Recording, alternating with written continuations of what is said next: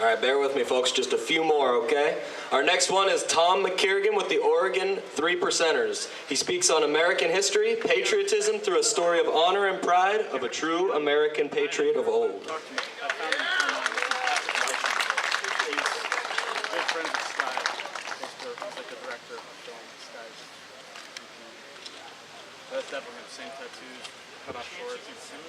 Thank you very much for hearing me, folks. I appreciate that. You know, we're gathered here today to tell our elected officials that their primary duty is to protect the rights of the citizen by their oath that they swore to uphold the Constitution of the U.S. and Oregon, and not to ignore, dismantle, modify, or remove our rights. They are non-negotiable. End of story. Senate BS 941 is now the gateway for the government and special interest groups to raise havoc and to enact more tyrannical laws to strip us entirely of our firearms and our inherent right to keep and bear them. Our founders would be spinning in their graves, folks. They'd get back in there after they got disgusted and they'd hide. The federal government, well, let me back up. The federal government provides F-16s, fully automatic weapons, tanks, RPGs, and you name it, to our radical enemy that wants to cut off our heads. But they won't trust us with common firearms. Why is that? Because they're afraid of us. It used to be 74 years ago when the Japanese said that they wouldn't invade the United States because there would be a rifle behind every blade of grass. Well, today, folks, we have a rifle behind every leaf on every tree. So we need to plant more trees and grow them exponentially. Now, our God-given rights, they are not constitutional rights at all. These are God-given inherent rights protected by the Constitution. So,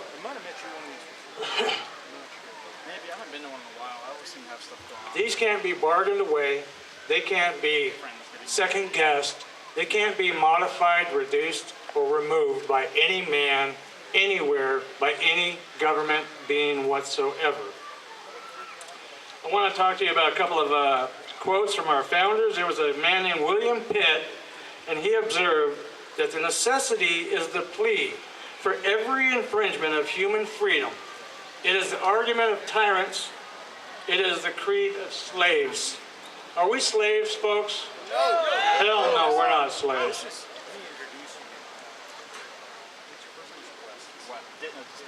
If you want to become active, I would suggest that you do that with Oregon 3 Percenters, Oregon Oath Keepers, join the recall effort, do whatever you can to put these people's feet to the fire.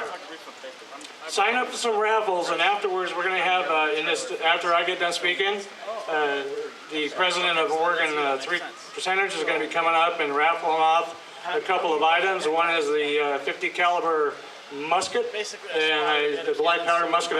I strongly suggest you get a couple tickets before I get done speaking, and get a chance to win that. Some ammunition and some other nice gifts too. Now, that camera, it's not a DSLR. It's not DSLR. It's bigger, right? I want to say one thing, and I'll end this with this. But you know that our country was founded on principles, on constitutional protected rights. We have that ability to challenge our government. We have that ability to make things happen. We have the laws on our side. All we need to do is break out and use them.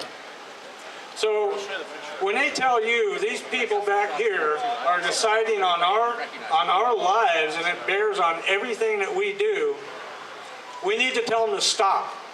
And if they don't stop, we need to recall them. Right now, this gateway, they're going to be bringing in every other law that's despotic about firearms.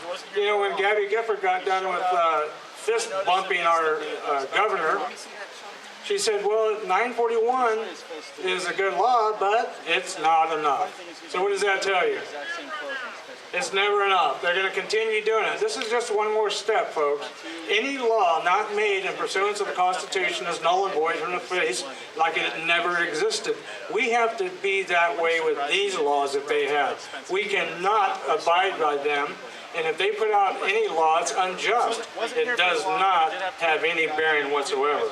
And I want to go back to a couple of things here with James Madison had said, the essence of government is power, and power lodged in it, as it must be in human hands, will ever be liable to abuse. Does that sound familiar, folks? I don't think He went on to say, I believe that there are more instances of abridgment of freedom by the people, or of the people, by gradual and silent encroachments by those in power than by violent and sudden usurpations. And then lastly, he said, the Constitution preserves the advantage of being armed, which Americans possess over the people of almost every other nation where the governments are afraid to trust the people with arms. Do you folks enjoy having our government be afraid of us? Yes. Absolutely. Let them be very afraid, because we're coming back. We're going to stop this crap right here and where it starts. We must therefore emulate our founding fathers, for they knew the remedy, that they took precautions and they did what they had to do at the time. Folks, we're reaching that point, and God forgive us for if anything happens, but we don't want any type of violence. We're doing everything we can to avoid that, but we'll be prepared for it. Let's not let their memories die in vain. Too many people have died for our rights in protecting them. They went to war to protect other people's, foreigners' rights as well. And their blood runs through us today. We're threatened every day today with armed cartels, the ISIS threat, the illegal criminal aliens, the United Nations on our soil, Jade Helm 15, martial law, severe financial crisis, the ever-present communist threat, racial tensions, street gangs, constitutional crisis, FEMA, DHS, and the list goes on and on. Who among you have always said, I'd stand in front of a Mack truck for my kids? How many of you have ever said that? Very much. What about your children and your grandchildren's liberty? It's not ours, it's theirs that we need to protect. We are the wards of today's children and grandchildren. We are second founders. It's a bad spot to be in, but now we're starting to feel how they felt back then, over 200 years ago. So if you've said you'd stand in front of a Mack truck, then what would you do for their liberty? Are you going to fight for it? Yes. Okay. Well, then start now. Not tomorrow, not next week, but now. Join Oregon 3%ers, join Oath Keepers, join these other organizations and get active. If you need help, contact us. We're on the websites, all over the Facebook, and we'll be glad to help you. We'll come to your county and help pursue whatever acts necessary to stop this despotism and tyranny.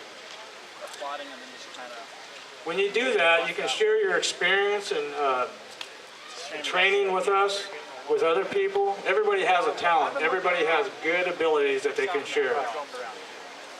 Now it's come to my end of my time, and I want to leave you with a quote that I hold dear. It's an anonymous quote. It says, "We don't know who we are until we know who we were." Learn your history, know it.